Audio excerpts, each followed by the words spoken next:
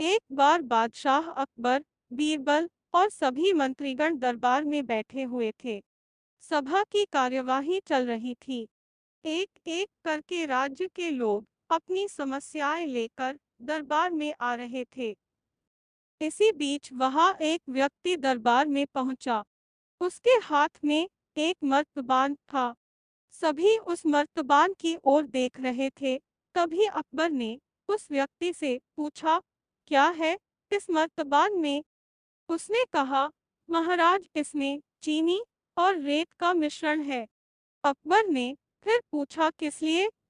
अब दरबारी ने कहा, गलती माफ हो महाराज, लेकिन मैंने बीरबल की बुद्धिमत्ता के कई किस्से सुने हैं।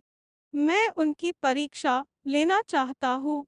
मैं यह चाहता हूँ कि बीरबल इस रेत में से बिना पानी का इस्तेमाल किए चीनी का एक एक दाना अलग कर दें।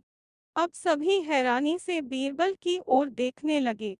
अब अकबर ने बीरबल की ओर देखा और कहा, देख लो बीरबल, अब तुम कैसे इस व्यक्ति के सामने अपनी बुद्धिमानी का परिचय दोगे?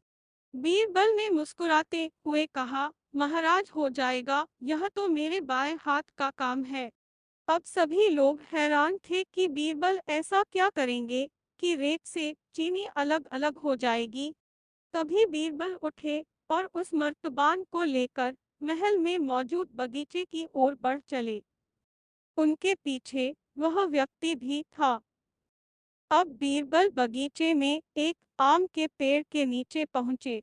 अब वह मर्तबान में मौजूद रेत और चीनी के मिश्रण को एक आम के पेड़ के चारों तरफ फैलाने लगे।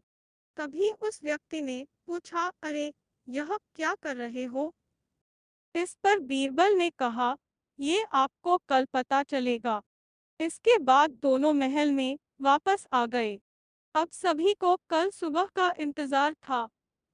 अगली सुबह जब दरबार लगा तो अकबर और सारे मंत्री एक साथ बगीचे में पहुंचे।